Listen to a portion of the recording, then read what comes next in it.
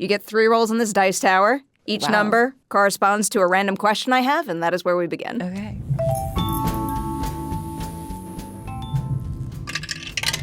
Number 5. Oh, you got a meaty acting question to start. This is favorite, least favorite. Ooh. I want to know your single favorite part of the acting process, like putting a costume on for the first time, rehearsing. Oh. But then I also want not necessarily your least favorite, but a part of the process where you still see room to grow for yourself. Ooh, okay. Well, I mean, I guess my favorite's kind of easy because it's just the feeling of having gotten something right, which is kind of like an ineffable thing to describe, but there are just like certain moments on set where it might not even be the take that they use, but you just feel particularly connected to the emotional arc that you're playing in that moment, or you feel like you really like nailed something that you were nervous about, and like it's just like such an immediate like self-fulfilling moment, which, you know, I think most actors could probably tell you, like, it doesn't really matter how many people are like, that was a great day, that was a great scene. Like, if you don't personally feel that for yourself, like, it does not matter.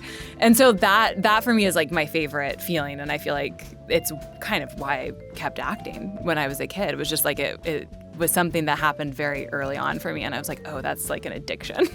So that's my favorite. I love that. It's like the natural high that you get from like a good moment on set. Before jumping into the back half, can I follow up? Do you remember one of the very first times you felt that way? Oh, 100%. Yeah, I did when I think I was in 5th grade. There was this, I went to Catholic school, and there was this thing called forensics where it was like debate and speech, and then also like monologues and like storytelling.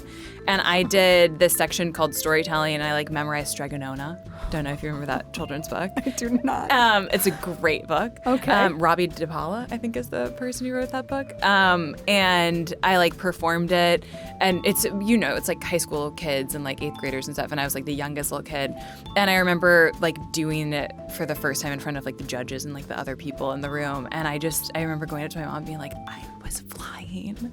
And like it was like I just felt like the high of like performing in front of other people for the first time, and that like 100% was when the addiction began. What a cool thing to recognize as a kid, and what a beautiful way to put it. Yeah. Oh, I love that. Yeah. All right, so now I need the back half. Oh God, this is harder, honestly. My least favorite part because obviously, I guess like my least favorite part is kind of very straightforward and less about acting, more about the profession of being an actor. And it's the inability to ever schedule anything that's in your own life. Like, I feel like every time I'm like supposed to like go to a wedding or be at someone's birthday, it's like inevitably I'm just the worst friend anyone's ever had. In that sense, like I feel like the hardest part is constantly having to let people down. When you like really can't get out of something, that is a challenge, and it's been a challenge in many relationships. In my sector of the business, it's definitely not nearly as much as you, but given my dad is sitting in the sound booth, I hope he hears you, because there's so many times where I'm like, so listen, bad. I just have to go do this. I know, it's so bad. That's my least favorite part, and it's less about acting and more about just like being an I actor. get it. Yeah. I get it. All right, we have roll number 2 now. Ooh. This is kind of nerve-wracking. I want you to roll one particular question. Oh, this is also a meaty acting question. This is high-low. I need a favorite audition high, but also an audition low, and what you learned from that low that you applied to future auditions. Wow. Whoa. I feel like I'm one of those people who kind of like blacks things out when they like go really badly. So that's kind of a hard... Teach me your ways. I know. It's like my brain's just like, no. And the opposite. I just spend hours awake thinking about it over and over. No, and I over do. again. I definitely do that. And then eventually my brain's like, you're cut off. Goodbye. Okay. Okay. I don't know. This was kind of a low because it made me feel really bad. But like ultimately it wasn't that bad in the end. So I was still probably pretty young or like new to the business. It was like a few years after I'd started working, maybe like 2015 or something. And I was up for a really big movie. And I had never been up for something that big that would have potentially been like, it's the thing where your agents are like, this would change your life, and it also had kind of come out of left field. And I remember, I think I had been flown out to do this like in-person audition, and I think it was just like me and like one other person. And I got to the audition, and I was sitting in the waiting room and waiting to go in, and the casting director came out and looked at me and was like, yeah, you need to take off all your makeup. And I was like, oh. And I'm not someone who wears a lot of makeup. I didn't do this today, like, and I've never been. And I was like, I just remember feeling like really like ashamed of like this thing. And like, so I like went to the bathroom and like tried to like get mascara off with like water and like a paper towel and like this casting bathroom. And it just was like this, and so then, I went into this audition kind of feeling like very much like on the back foot and like I had already done something wrong. And I was also like, just, I was green, I was new. And it was one of those experiences where I think I had probably put on makeup in the first place because I thought I was supposed to. And then to kind of be like caught out in that moment of feeling like I had done something wrong before I had even started doing the thing that I was there to do. It just was like a really interesting, complicated part of learning what it is to be in this industry. And I think that like I don't think I necessarily learned something from that experience in the moment of it happening or even necessarily shortly thereafter. But I think that like ultimately what I've learned over the years that I've been in this business is that the worst possible outcome for being in this business is trying to conform to some set of like standards that you don't even really have the playbook for, and nor should you want it. And I think that, as I've kind of like grown into myself and I've like aged as, and matured in those ways that one does, I think that that's something that I've become more comfortable in just like resting solidly in myself and who I am as a person and kind of owning that in ways that, that like younger version of myself was just so ashamed. That's such a beautiful example. Yeah. I can't imagine saying that at that moment served anyone well, you or the casting department that needs to find a good performance to fill that role. I know. I mean, but then again, limited access to the casting experience. I don't know what they need to see and when, but still. And I didn't bomb it. Like, it wasn't like something where like I walked away. Like, I remember I got like good feedback from it, and they're like, she's just too young. And they did. They cast someone who was like 10 years older than me. Oh, wow. It was like I think they were looking at two different like ends of the spectrum, basically. Oh, interesting. And the woman who was older than me got it. And she was great. It's a great movie. But yeah, it was just like, it just made me feel so bad. Auditions it will always fascinate me and wow me about what actors put themselves through, because all I can ever focus on is doing my job to the best of my ability. You all have to do your job to the best of your ability in a space where someone is judging you, but not necessarily because of your ability. And my brain has a very difficult time computing that. Yeah, 100%. And I guess, I mean, I've had so many. That's also hard. Like, I've had so many audition experiences, actually, luckily, amazingly, that where I've left with like that feeling of flying, where I'm like, even if I don't get this job, I know I like fucking killed it. And that's a really gratifying experience to have when you can kind of be like, and sometimes I don't get the job, where you walk out of the room though, and you're like, even if it doesn't go my way, I know it's not because I didn't give everything I had in that moment, and like I feel really great about my work. But I guess, like, in terms of, like, I don't know, I guess thinking kind of to, like, I keep accidentally hitting this mic, thinking back to the moments that kind of, like, were early on that kind of shaped something. I guess, funnily, like, it's definitely a memory that pops to my mind so quickly. It was my first audition, actually. Oh, wow. I wasn't even in New York yet. I was still in college, and I had taken the train from New Haven, Connecticut to New York City. And I think I like just got there in time for the audition, then went back.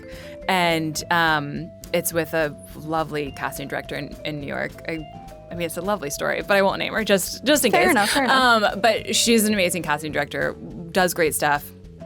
She was casting, I think, a Nancy Meyers movie that never got made. And I went in, and it was like to play the lead. And I went in, and I did the scenes. And she's one of those casting directors where it's like really intimate. It's like a small room. She like sits on the couch. She's right there. It's like a really like nice dynamic. And I like finished the scenes, and she just like, she looked at my resume, and she looked at me, and she was like, "You did a really great job, and you're never gonna get this part. And I just want you to know that." And I remember just like feeling like so many things. I like made it to the elevator and then just like burst into tears, and was like, I think just so overwhelmed by like the adrenaline of like the first audition that I had, and also like her kindness and her honesty at the same time. And I think it was just, I think it's something that I like think about a lot because she gave me so much in that moment and also like spared me from like having to like wonder and like worry like about, she was just like, not your job. And I think it was like the first lesson of being taught that like, it's not about you. Like it's not actually about you most of the time. Like it's obviously you are who you are and you are being chosen or not chosen based on that, but it's not because you yourself are not good enough, right? It's just you're not what we're looking for. Oh my. And These so are that great answers. Yeah. I mean, it's such I'm glad I thought of them. It's such important like layers of this process Yeah. to be able for you yourself to process and utilize going forward. My God, I love those. Yeah. All right, you have one more roll. I feel like I'm going to give you one particular question, whether you roll it or not. You can get a bonus. You can get a bonus. I need a bonus on this one. Oh, I got a 5 again. All right, we got to re-roll. Okay. 2. Okay, 2 is not the one I want. So we'll but I'm give gonna an extra I'm going to give it bonus. to you after. This one's new skill. If you could learn a new skill or about a different profession through a role, what would you choose? And Okay, why? well that's my favorite part of acting. 100%. And so like I feel like I don't even need to answer that part because I feel like I get so lucky. Like I've learned how to horseback ride. I just learned how to be an ER doctor. You know, like Oh yeah, you have the show. Yeah, like Netflix, right? Yes, Yeah. yes. Like that's my favorite part about being an actor, is just like getting to like pretend I'm something else. Because I think as a kid, I was always such a nerd. I like wanted to be everything at some point. You know, like an archaeologist, a dolphin trainer. You know, like I was across the spectrum. Like I want to do it all. So I think like that. Fully 100% favorite part. Couldn't give you one because I love that I get to do whatever I get to do. Amazing. I do have one follow-up question because anytime I hear someone play as a doctor on a show, I need to know, did you learn any skills doing that role? I learned so many skills. Could they actually be utilized? Okay, I think I would have to be like seriously like having a lot of toxic traits to think I could actually save somebody's life. Oh. But I will say I was just on a plane and they asked for like a doctor and I did get quite stressed because I was like, what if there's no doctor on this flight? Like I somehow feel like I should be able to offer assistance and I definitely cannot. But no, I do know how to do CPR. And I do know how to do the important. Heimlich. And I do know how to do those things competently. And I knew how to do them before the show, but now I feel like I've practiced them so much on the show that I feel like really competent. So I could like, I 100% could like effectively give life-saving aid until paramedics and actual medical professionals came. I mean, every single person on this planet should probably go through one of those courses at some point. I'm also really good at placing catheters. Oh, really? But I've never had to do it on a real body. Okay. So like, you know. Let's maybe hope that in one the game doesn't of come up. operation, like, yeah, I could definitely do a catheter. On a real person, maybe not. Amazing. These are all the important skills to be learning. Exactly, 100%. No, I mean, honestly, I feel like if I could just like have a skill, it would 100% be like the ability to dance really well. Like for some reason, and maybe it's just because I've got like internal shame, I don't know, but like I feel like it's one mode of self-expression that I've always felt quite like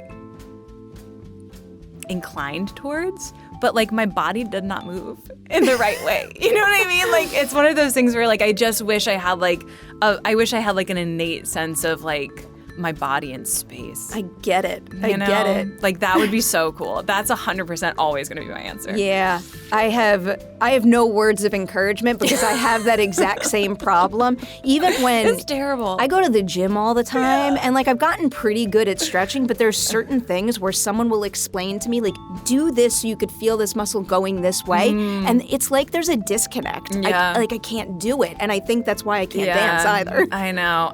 That would be it, hands down. Okay. One day we'll will it into existence. I know, or maybe I should just like practice. I don't know. I mean, That would also be another go on alternative. TikTok and try to do TikTok dances. That's how everyone's practicing nowadays, it seems. God, I love TikTok it. makes me feel like literally everyone on the planet can dance but me. I know, but I'm like a millennial, and then you see like the like Y2K videos of us like dancing in front of our like, you know, home cameras. That's been and some of that's my favorite still stuff. how I dance. It's so sad. Yeah, I think I'm right there with you. So there's no shame in this room. All right, so this question is actually on this list every single ladies' night because love it. one of my favorite movies of all time is Scream. So my one God, I is think Scream. Oh wow. What's your favorite scary movie? Oh. Wow. Oh my gosh.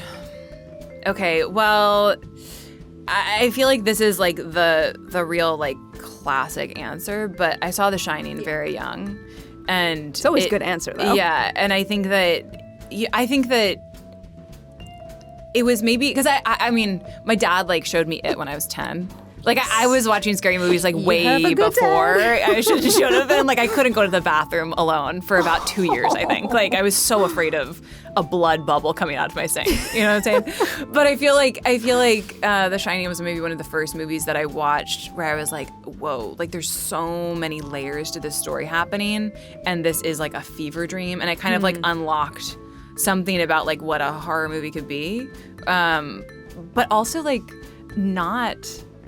wouldn't call it a horror movie, but title-wise, it kind of is. A ghost story is actually kind of one of my favorite movies. Like, it's kind of, and I just find the emotional catharsis of the end of that movie hit me like a truck. Like, it was just, there was some, and it caught me totally by surprise.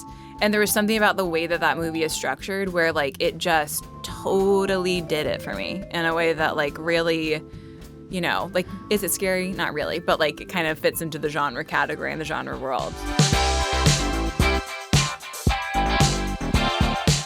Hello, everyone. Welcome back for a new edition of Collider Ladies Night. I feel like I've been excited for this Collider Ladies Night for a full year at this point. Willa Fitzgerald for Strange Darling. My favorite movie of Fantastic Fest 2023. I left the festival saying, if this movie comes out this year, it's going to be in my top 10 of the year. Now I've watched it many a time since and can confirm that it will be highly unlikely for this to fall out of my top 10. Congratulations. Oh, good. I'm so glad. Thank you. I want to know the movie you saw, performance you saw, personal experience you had, whatever it may be that first made you say to yourself, I have to be an actor. Oh, well, I mean, I just have to be honest. It was Titanic. It was 100% Titanic. I mean, I was obsessed with Kate Winslet in that movie. I remember, I think I was, like, in a motel with my mom, and it, like, came on the television, and my mom was like, you're not allowed to watch it. I was, like, 7. Yeah. Like, I don't know, like, young. She was like, this is not for children, but, like, you can watch it. I'll cover your eyes for the parts you're not allowed to see. And so, like, I watched this movie, like, half with my eyes covered, half watching the movie. And then one of my best friends growing up had, like, the VHS box set, which I think was, like, 4 VHS tapes in my memory. I think that's right. Like, it's such a long movie. And we would just, like, we would watch that movie every single time we were at her house. And then we would go out in the backyard and, like, just play Titanic. We were utterly obsessed. And I just, it was one of those movies that just, like stuck with me in such an intense way. And especially Kate Winslet, her performance in that, like, I think it was definitely just a movie I saw very young that just captivated me. I wanted to, like, be her in that movie. Oh, I could totally see that. Yeah. I feel like millennial. Yes, I I got very obsessed with that movie very quickly, and I think I do still have that box set. I mean, I hope you do. It's probably worth some money now. We kept a couple of things, and that was at the top of the keep list. So you decide you want to be an actor. I'm always curious about the first steps. At the time, what did you think was step one to making acting a real career? And ultimately, is that a step you would recommend to another aspiring actor, or did you find something more effective along the way? You know what's really funny, though, is that I didn't ever decide I wanted to be an actor. I think that, like, so my parents are musicians, and growing up, you know, I saw how the difficulties that came with having the instability of, like, a creative lifestyle, just those choices. I saw how hard they were, and I was like, I don't know if that's for me. I kind of wanted the stability of, like, a 9-to-5 job. I ended up going to Yale because I thought I wanted to get a real job. I wanted to, like, be a professor or be some sort of researcher. Right? Yeah, I went for psychology and spent a couple of years in that department. And then, you know, throughout my entire life from 5th grade when I started acting, I was always acting. Like, I was always doing plays, and I did, like, you know, a couple little film things here and there, and I absolutely adored it. But I think because of, you know, how the things I saw growing up, I was just like, I think that there's other things I really love too, because I really loved school. Like, I loved writing papers.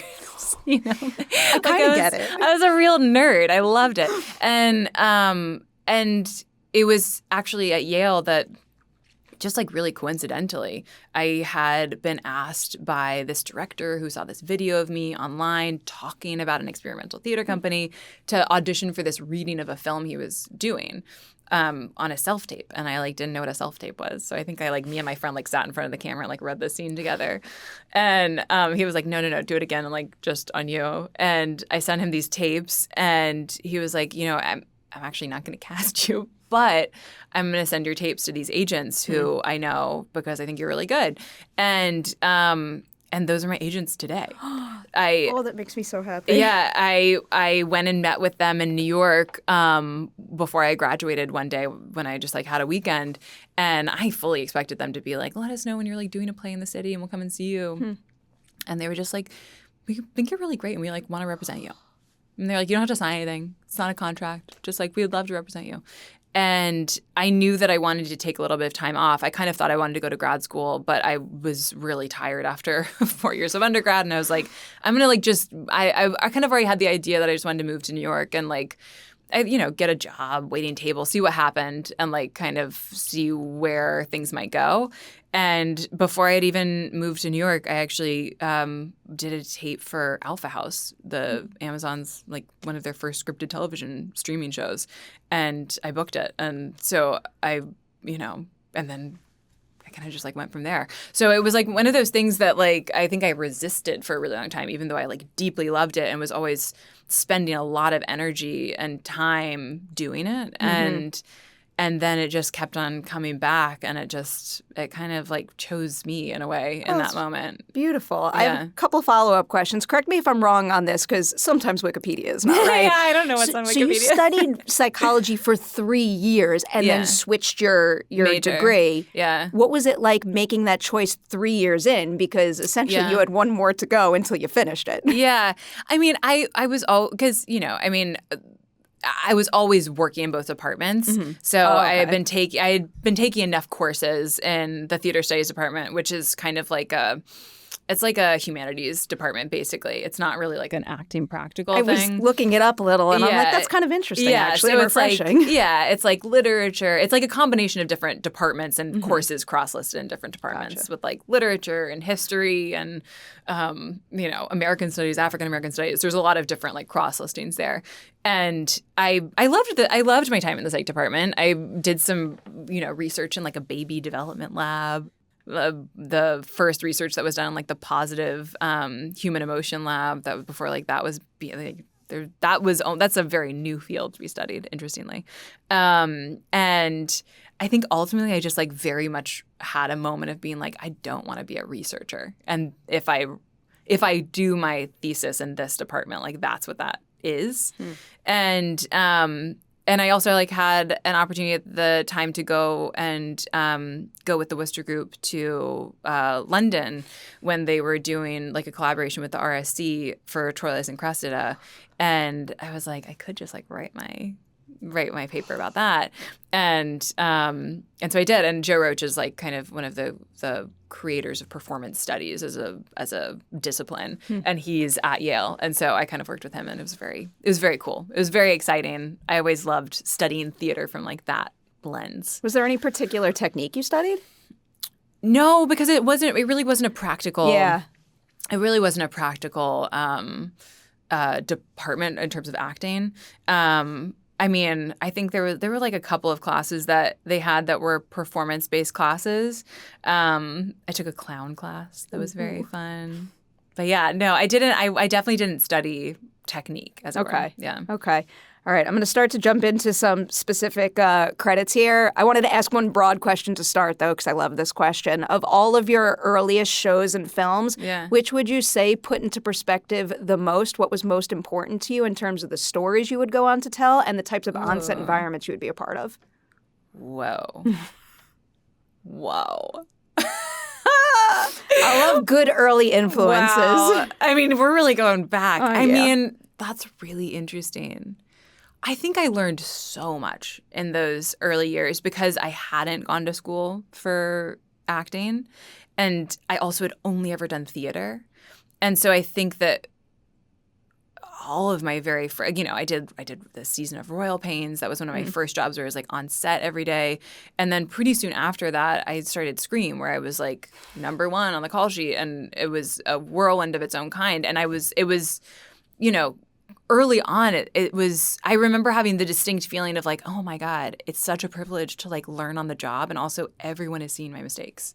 And my mistakes are like permanently just in the world.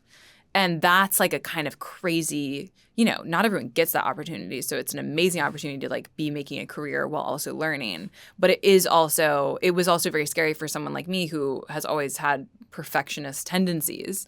And obviously there's no room for perfectionism in this profession anyway. So it's something that I've had to learn to let go of. But I think that was also a process of learning. And I mean, I guess like, hands down, I learned so much from working on Scream because that was really a trial by fire. I mean, that show has opened so many doors for me, especially at that point in my career. And also at the same time was a really hard show. Like the scripts were constantly being written as we were shooting.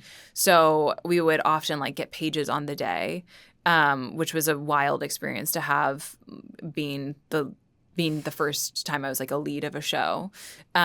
We were also shooting really fast. I think we had like 5 or 7 day episodes. So like 7 days to shoot like a huge thing. And I think that what I learned from that experience most fundamentally was you have to create the space for yourself on set to do your job. And I think that as like a young person who was put in the position of leading a show, I felt like there was a lot of things that I had to do to just like be a good leader on set that were like being outgoing or like being really present with everyone. And I think that what I've realized about myself over the years also is just that I am like a really fundamental introvert, and my energy quickly leaves if I'm like just hanging out on set. Like I really kind of can't do that. And I think that show and subsequent things after that kind of taught me that there are also a million other ways to be the top of the call sheet and still, lead by example and create sort of like a positive working environment for everybody else without also like being the cheerleader for everyone at the same time. And I feel like that was a really, I think, important lesson. Well, yeah, what an important thing to recognize and to be able to do in a different way. Because I feel like more often than not, you hear about like the nonstop high energy cheerleader on set, and it's not possible for everyone. Yeah, I know. It's really not my skill set. You're talking to someone who goes out like one night a week and then needs 2 weeks to recoup to do it again. I feel you, especially post-COVID, where we had that year of no one going out, and I was like, "This is always gonna be like this." Yeah, I kind of like staying at home. I have 2 more Scream questions for you. Yeah. They're both big ones. I want to go back to the beginning first because I'll be honest with you. Again, hardcore Scream fan. It is my favorite film franchise of all time. Yeah. I will never forget when the first image of The Mask was released, and I'm like, what is it? This is not Scream. That's not the... And I was a big baby about it. So it's making me wonder from your perspective, what kind of conversations did you all have early on in terms of making sure that the show did something different but still had enough Scream in it? Yeah. Well, I mean, I think that's the really interesting thing because I love those movies too. I think they're so fun. And I think the show is just distinctly a very different thing. I think tonally it's different. I think the stories that it's telling are also, I think the essence of what they kept was this final girl who is contending with personal demons and this external demon at the same time. And the interplay between those things and also the coming of age story that's happening as the backdrop to all of that. And I think that is like the consistent like seed of a source material that like really ties those two things together. And then I think that the show really was, obviously taking a leap by changing The Mask and changing these fundamental things about the franchise. But I think it was also kind of maybe smart in doing that because it did make it its own thing and not like just a TV movie version of the movies, which are great and so distinct and so clearly their own different thing. So I feel like they knew what they were doing. And I think that even when I was doing it, I feel like I probably had less of an understanding or awareness of that because I think I was, I think that I had seen the movies and also I didn't want to be trying to like play Neve Campbell's part, you know? And so I was also aware of trying to just kind of like do my own thing. But yeah, I mean, divisive, I'm sure. I steered clear of any reading material at the time. Very divisive. And I was very comfortable just now in bringing it up because I started off on the negative side of things. Yeah. And in all honesty, you all won me over. And I grew to really love the ensemble and the storyline. Yeah. That leads me to my next question because I'm a hardcore Scream fan. That show needs to bring in newcomers, but it needs to appease the people who have been living with that property since day one. You did it, and then they pulled the rug out from under you, which I cannot understand that whatsoever. What did that feel like from your perspective? With the reboot? Was it a total shock? It was. I still, it's one of those funny things where I kind of still don't know what happened. Because I remember actually it must have been like the spring of 2017. That sounds about right. Yeah, it was. I do remember. It was the spring of 2017, and we all thought we were doing season 3. We had all been kind of told we were doing season 3, and then I remember I was like sitting in a coffee shop and like near Orchard Street in New York, like waiting to go to the eye doctor or something, and I got a call from my team, and they were like, "So they're actually not using any of the cast. They're recasting the entire thing," and I remember being kind of devastated, and also at the same time was like, okay. Like it was one of those things where it was, it was a hard show in a lot of ways. And it wasn't, like we were really under a lot of pressure every season. It was kind of a pressure cooker. And I think I was also at that moment in my career where I was like I was excited, luckily, for like a new direction and a new kind of like normal for what my year looked like. Because, I was still, the time moves so much slower when you're in your like early 20s. And I was ready to like have some change. And then like what happened next was like I got to go to Ireland and do Little Women. It was like suddenly like my world like exploded in this way. So I was very quickly like proved right in a sense of being like, ooh, what's the next chapter? But yeah, it was wild. And it's funny. I don't watch a lot of things I do just for various reasons. And I think I watched most of season 1. I don't think I watched any of season 2. And I didn't watch season 3, which didn't come out. It came out. Yeah, okay. So you handled all this a lot better than I did because I got stubborn. And there's a lot of filmmakers and actors in season 3 that I greatly admire. Yeah. I refused, and I still to this day, I haven't watched it. Yeah. Maybe it really I'm kind of curious. Hurt. I'm kind of really curious. Yeah, it was such a surprise. And I still don't know what happened. Now that you're saying it, I haven't thought about it in a while actually, but I don't know whether the people changed over who like were running MTV. I don't know what happened. One day I'll get my answer. It's a great mystery. And tell me what happened. I will report back because I sit awake at night still thinking about this because of, again, how much you all won me over, which is really admittedly sweet. Not an easy thing to do. I will say I'm like always really I'm always just really like pleasantly like surprised and moved when people come up to me and they're like, I loved that show because I think because it was like one of my first big things, I think I have a lot of feelings about like my own performance in it and have like a lot of own like self-doubts, et cetera, et cetera.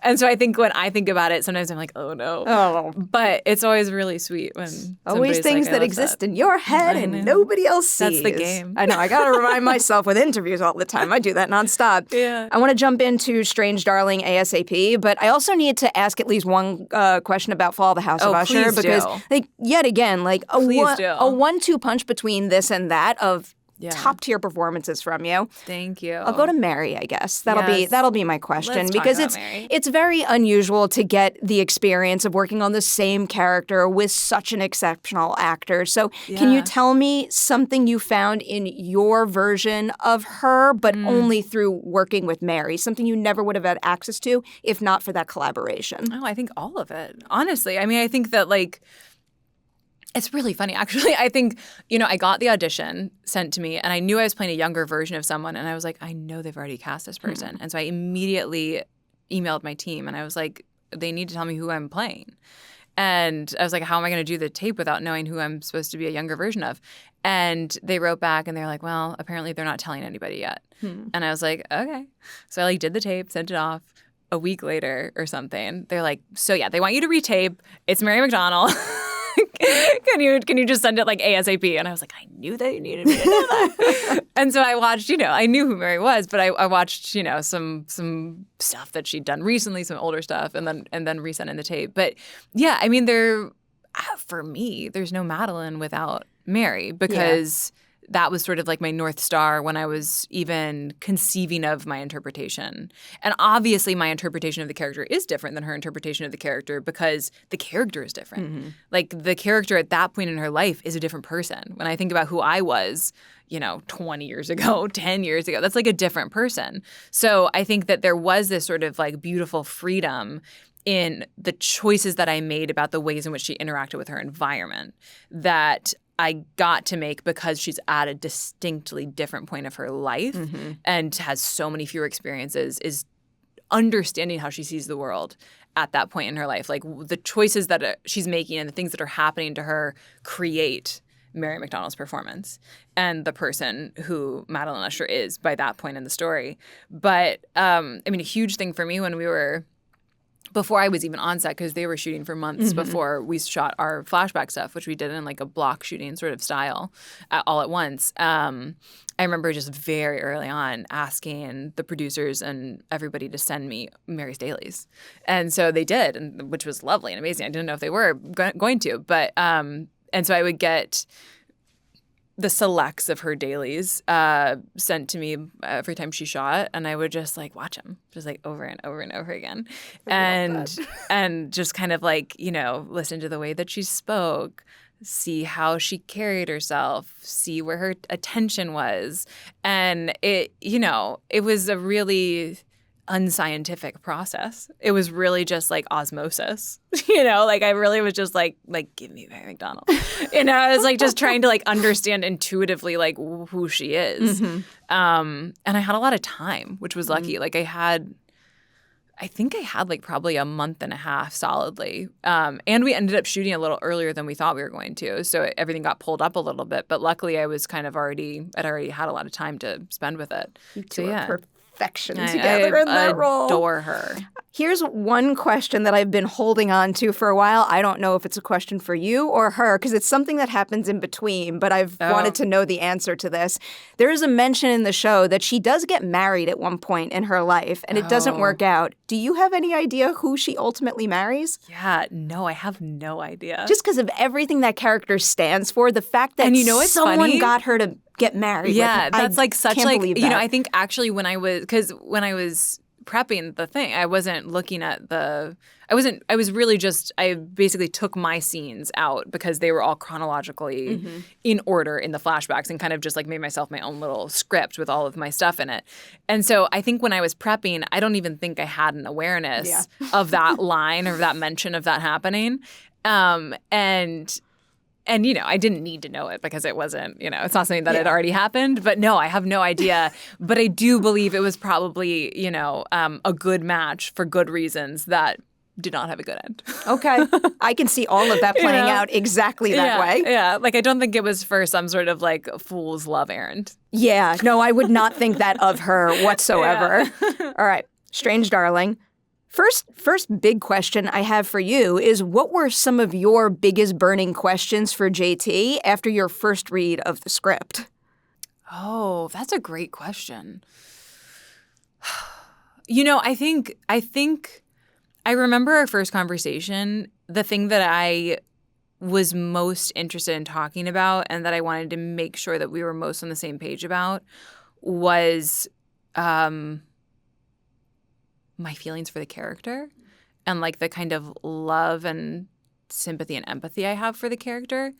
And I wanted to make sure that he was on the same page with that, and that we were like telling the same story, because I thought we were based on reading the script, but like to me, an essential part of the story is the humanity that's taking place, because it's the only thing that allows you then access into having some sort of emotional connection to these characters. Okay. And so that was really important for me to make sure that we were both on the same page. And he was like, yes, of course. Like it was, we had a great conversation because we were so on the same page. And also, I think for me, after the first read, I really felt that this was like a love story in a fundamental way. And I wanted to know kind of more about how he saw that. And I wanted to talk to him about what I was thinking about that. And we were just, I mean, it was a great first conversation. It's the reason why I got the job, I think, because we just had, it was just one of those directors' meetings. Because directors' meetings are tricky. Like sometimes it doesn't really give you a clear sense of like whether you want to do the job, and it doesn't maybe give them a clear sense. There's sometimes a tricky thing. But I definitely walked away from that directors' meeting just being like, I love him. I have to do this job. Yeah. He's the coolest. I Yeah. had a lot of great conversations at Fantastic Fest last year. Yeah. He was especially delightful, and also Yes. because I was very quickly obsessed with your movie. We will get into spoilers, but we're going to keep it spoiler-free for a little while longer. Yeah. I am curious, does it being a nonlinear narrative impact your work at all, or does it not because most movies aren't shot in sequence anyway? Yeah, that's a great question. I've gotten that question a couple of times actually, and I obviously spent some time with the script, reading it in the order that it's seen on the screen, how it's written as well. And then as soon as I was like really starting to dive into my part of the process, I put everything in order and kind of just started looking at the script in chronological order, because I think that because I wanted to tell this story from like a really authentic place in terms of like what the character's going through and what she's experiencing, what she's feeling, I kind of knew that I had to just like make sure that I had the arc and the scaffolding of like what's happening to her emotionally, physically, and psychologically in order, so that then it could be out of order and it would make sense back in order. Because it was just the most important thing to me that this is a human being. Because obviously she's called the lady, he's called the demon, and there is an allegory being told, there are archetypes being used, they're all like used in this perfect way. But also like in order to go along for that ride, you have to buy that these are real people. And so that was, I think that was my task in playing this character, was to make her as three-dimensional as you possibly could so that the audience would go along for the whole ride. Great success in that respect. I'm busy judging what is safe to ask now and what should be held until later. It's so hard. I'll go to Kyle just to make sure we highlight him before putting the spoiler warning up, because I think he's one of the greatest. He's always been one of my absolute favorites. He's so good. I watched him in Dinner in America because I had never seen him. I'm obsessed with that movie. I know, me too. I'd never seen him. I don't think I had seen him in anything before we worked together, and I wanted to like get an idea for like what his vibe was. And I remember watching that movie and being like, oh shit, I gotta raise my game. Like it was like that thing where I was like, he's really good, and like, okay. There's nothing that delights me more than a Dinner in America reference. That movie is absolutely exceptional. I know, I'm not nearly still listening to that song. I know. I keep blabbing about it. I do too. I tell everyone. I think I'm it like, you premiered have at to Sundance watch. like 3 years ago, and I think it was a COVID thing. I think it would like kind of got a little bit buried because of the COVID That's moment. probably true. It should not be the case. I don't know if it's still where it is now, but I feel like when it came out on streaming, it's on Hulu. But if it's not on Hulu, I'll correct it in the article. What is something about him as a scene partner that you appreciated? Maybe something that he did for you that helped you exceed your own expectations for your work in the movie? Oof. I mean, I think that what I love about working with Kyle is that he's just so present. And while that may seem like an obvious part of being an actor, you know, there's a lot of people who kind of come in with like a thing that they're going to do, and they're going to do it no matter what you do. And it looks great in the final cut, and they've succeeded at doing the thing that they came in to do. But I think both Kyle and I are more of our interests lie in what is happening in this particular moment between you and me in this room. And how are we affecting each other in this room, in this moment? And how is that going to be different the next time we do it? And we just both were like so on that same page from like the first scene that we shot together. And I feel like probably both of us, I know I did, we were just like, oh yeah. Like it was just like, it's just a relief when you're like, oh, we're just like playing. Like there is such a freedom when the other person is actually with you. And I think especially for this movie, I mean, it makes me almost a little emotional talking about it, because like, I think especially for this movie, it's like that is what the story is. It's a story about these two people and this connection that they have, and then this like betrayal.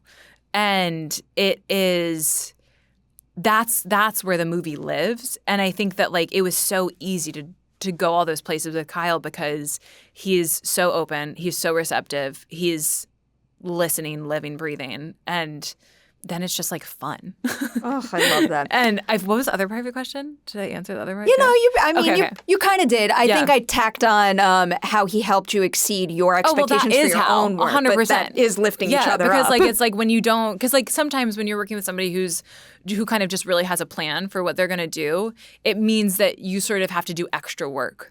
You kind of have to then sort of think about, well, okay, if they're going to always do it this way, I do want to try out a couple of different things, but I'm not necessarily going to get that cue from them. So then you kind of have to like live in that world a little bit more where you're kind of making decisions before you've maybe shot it to try and like, or you're having to sort of give yourself different entry cues or whatever so that you have a different experience of the scene. And with Kyle, it just, because we were just able to like really kind of like sync up on that fundamental level of like what you do, I respond to, it was just like fun and free and easy. This movie like such an infectious buzz. Yeah. And you just get so consumed by it so quickly. That's a great word for it. Ugh. I can't, like, clearly very obsessed with this film. I also love the idea of play on a set. And as a movie watcher, one of my absolute favorite things is having that perfect balance of being fully consumed and lost in the world, but also in my movie-making brain, knowing that the artists that I'm watching are playing and having the best, most fulfilling time imaginable playing. Yeah. I feel like every time I say that, sometimes people are like, well, then that takes you out of the movie. But no, I think they can exist perfectly together, and this is an example of that happening. And I do think you can feel it. Yeah. I do think you can feel it like when you're watching a movie, too. Oh, without a doubt. Yeah. Yeah. All right. I agree. I mean, I fully agree. I'm going to do it. I'll put the spoiler up for Strange Darling. I will just repeat again, this movie is very likely going to be in my top 10 of the year. Do not miss it. It's in theaters on August 23rd. So what you do is, if you haven't seen it yet, you push pause on this video, you go out, buy a ticket, and go see it. And then when you come back to this video, you push play and it begins right here. So this is your one and only Strange Darling spoiler warning. Oh, boy. So it gets easier from here on out to talk about it and harder. I feel like I'm a little more stressed about my questions at this point because I need to know every single detail. Okay. So the first thing I did want to ask about is backstory. Yeah. Do you have to do a lot of backstory work on your own to justify her actions, even though I will emphasize in the moment, the movie doesn't need every single reason why she's doing what she's doing? Yeah. Yeah. I mean, it's funny. I think I did do some like independent backstory work because I find it helpful as an actor to just have like a little anchor point to grab onto every now and then. And for the most part, like it didn't really need them. Like it was just like a thing. Like I feel like, I think a lot of people would say like the best prep, you do it so that you forget it. It's like that's my job before I get to set. And then when I'm on set, it's there, but I'm not going to think about it anymore. And that for me was kind of the function that backstory served. It really helped me understand why she's doing what she's doing, how she's doing what she's doing, and the emotional arc in this particular moment for her.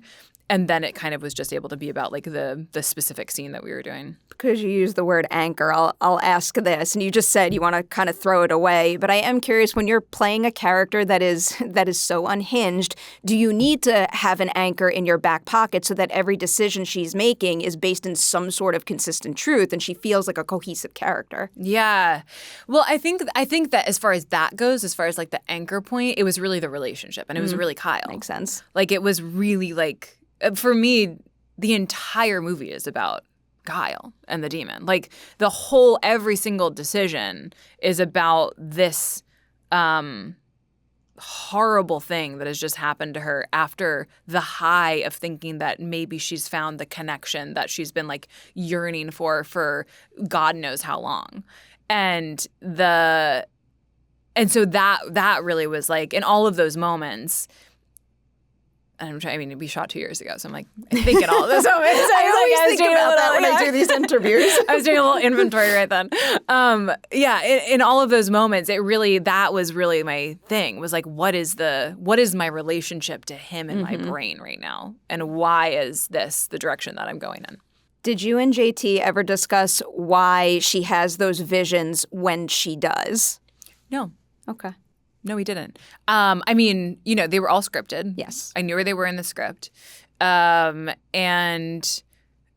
yeah, we never, unless JT watches this and he's like, we did have that conversation. But no, I mean, I don't think we ever had any why conversations about it.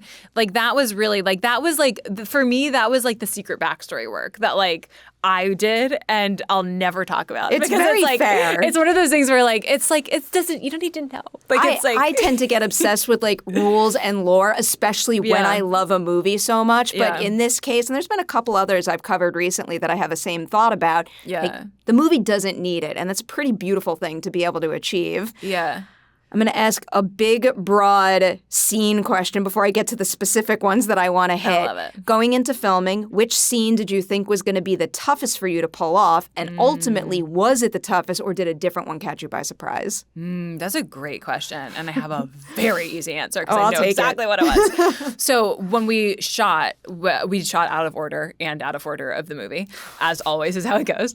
And we started off with all the stuff at the hippie's house, which is a weird part of the movie. Like it's like undoubtedly like the strangest sort of vibe, for lack of a better word. But like it's definitely sort of like this green world like break in the action for a moment.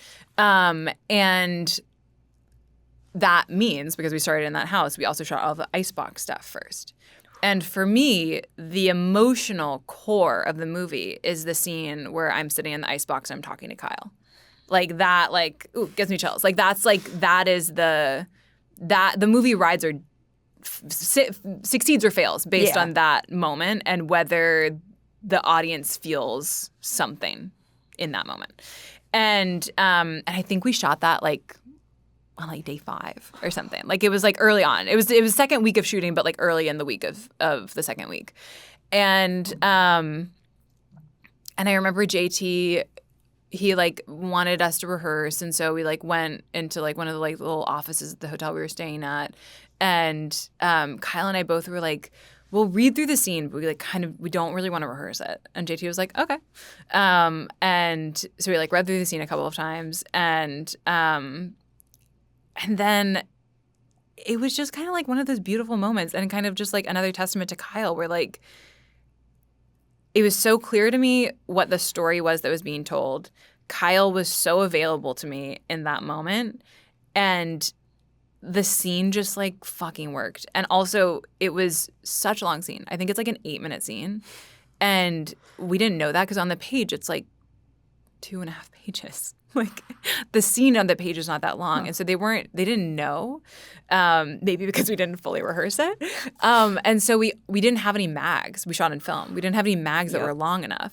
And so basically what happened is we would have a rollout in the middle of the scene. We would then back up to the beginning of the scene. We would play the scene from the beginning. They would start the next mag in the middle of the scene and we would continue the scene. And so that's how we shot that scene, which was absolutely wild. Oh, that's something else. Yeah. And it was just like kind of magic. Like we all left set that day and I think we all just were like, whoa, we made a thing. We made the heart of the movie. And then it was just like this like freedom from that point out for the rest of the shoot, which was like a beautiful gift where because we kind of knew where we were going, we knew like what the central like problem of the movie and the characters were. And we like had explored that in that moment fully.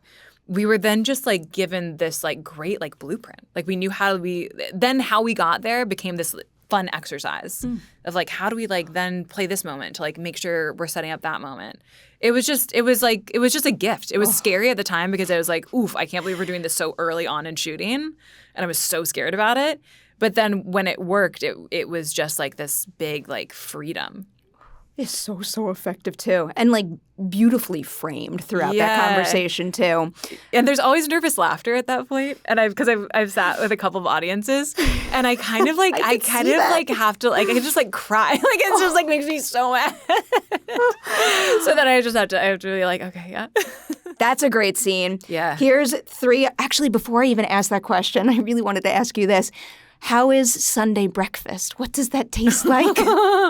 Yeah, I really ate it. Someone asked me the other day, they were like, did you actually eat that? And I was like, yeah. I mean, the only thing that was different was a lot of people were vegan on the set. I'm not vegan, I'm vegetarian. But so the eggs, they had like a vegan egg or something. Interesting. For Ed Begley Jr. because he's vegan, I'm pretty sure. And I think just him, but maybe him and Barbara. I mean, it's a lot of sugar. Yeah. Really sweet. But I also remember when we shot that scene, I was really hungry. I was so hungry. And so it was actually like it was easy. It was great. And we didn't do it a ton of times because it's like 75% good to me, but then there's certain things that I'd be like, you need to take that part off. It's like the canned blueberry syrup plus the maple syrup plus the sugary whipped cream. It's like definitely you're going to have a panic attack from the sugar, but like go for it. It's the canned blueberries that really got me. I'm like, at that point, I'm checking out. That's like blue Caro syrup. I can't handle that. So another specific scene I wanted to ask you about was the moment when she's sitting in the motel room bathroom and she figures out that he's a cop. Yeah, people love that moment. It's a really beautiful moment of giving the audience internal access to what she's thinking because you could see the wheels in her head turning. So I am wondering, what is it like plotting out something like that and figuring out how she feels about the fact that he is a cop? Yeah, I'm really glad you asked that question.